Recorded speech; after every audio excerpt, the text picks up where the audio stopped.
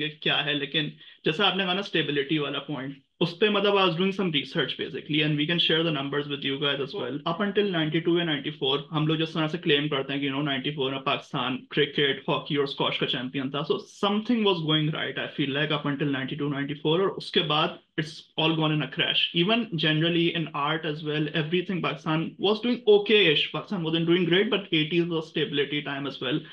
तो मैंने उस चीज में देखा कि 1949 से 92 में चेयरमैन, एक मैट्रिक मैंने ले लिया कि यार पाकिस्तान क्रिकेट बोर्ड पे जब चेयरमैन आता है ना, तो फिर वो उसका ये होता है कि एक नया चेयरमैन आता है, again as a system we not strong, we rely on individuals. वो आता है, इसको भी निकाल दो, उसको भी निकाल दो, उसको भी निकाल दो, मैं अपना कैप्टन लाऊंगा, अपना कोच लाऊंगा, फिर वो अपना कैप्टन और कोच फिर अपनी नई टीम बनाते हैं, इनसिक्योरिटीज डेवलप होती हैं हर, अगर आपके जो है 2 महीने बाद ये प्रोसेस हो रहा होगा ना, तो it will really mess up your team, and that is what the reflection of the system is. Up until 1992, Pakistan had, on average, between 1950 to 1992, average chairman serving length was 3 years. And between 1980 से 1992 तक 12 साल के period में average term chairman का 4 साल का था। तो पीछे स्टेबिलिटी बहुत थी पाकिस्तान की, कॉन्फिडेंस था, रिलायंस थी, और इसीलिए लेट 1980s में Pakistan was doing quite well as a test team as well.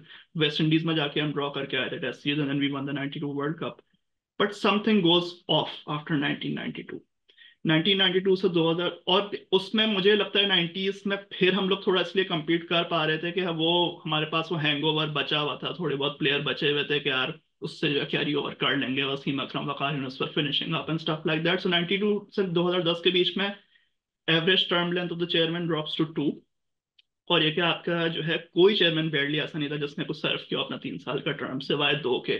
दो ने सर्व किया, एक ने जब एजाज भट्ट साहब चाहे जितनी भी उनसे डिसएग्रीमेंट हो, पाकिस्तान T20 वर्ल्ड कप जीता उनकी चेयरमैनशिप के under. Again, the concerning part for me is last 14 years में average term length for a chairman is between 2010 to 2024 is 1 year, and that's what is concerning me कि यार मतलब कोई chairman ऐसा आता नहीं है जो कि 3 साल का टर्म भी कंप्लीट कर पाए। और last the most I will finish with this point कि लास्ट 18 months में as you can see the numbers there have been 4 different chairmen, which means an average chairman serving 5 months. पता नहीं, कोई रोज TV उठ के खोलो तो पता चलता है नहीं आज वो रमीज राजा हट गए साहब, फिर वो जका अशरफ आ गए, जका अशरफ हट गए तो नजम सेठी आ गए, नजम सेठी हट गए तो वो फलाना आ गया। भाई मतलब it is even like comical for Pakistan standards. लोग मजाक उड़ाते हैं इंडियन ऑस्ट्रेलियन हमारा, लेकिन यार ये जो चल रहा है ना इस वक्त, दिस इज अनप्रेसिडेंटेड। अब वो मोहसिन नकवी साहब हैं, उनका भी पता नहीं है, है जब तक है तो सही है सब कुछ। तो that is what is concerning for me. इससे मतलब लोग कहेंगे तो क्या हुआ अगर चेयरमैन चेंज हो रहे हैं बार बार।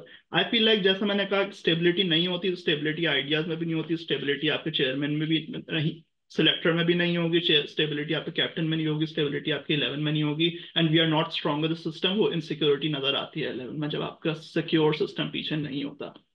अगर इसी आइडिया को हम बेंचमार्क कर लें कि how is the world doing, I couldn't get much data for the other teams, but अगर आप ऑस्ट्रेलिया को देखें 1950 to now, on average every chairman serves a 3 year term, और बिटवीन 1995 टू 2008 4 4 साल उनका एक चेयरमैन सर्व कर रहा था, and we know they were winning world cups of fun really.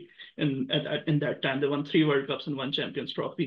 BCCI में भी पिछले 10 सालों में बहुत इंस्टेबिलिटी आई है। I don't know what are the political factors for it, but up until 1950 से 2011 तक उनके ऑन एवरेज 3 साल चेयरमैन सर्व करता था टर्म, और 2001 से 11 के बीच में उनके 4 चेयरमैन थे और तीनों ने अपने 3 year टर्म्स कंप्लीट किए थे। So it's like it could be for any reason why this data is correlating, but it is a very strong indicator. अगर 3 4 साल एक पीछे एडमिनिस्ट्रेटर होगा तो आपका जो है वो स्टेबिलिटी आपकी नजर आएगी, जो कि अनफॉर्चुनेटली नहीं नजर आती है आपके पास।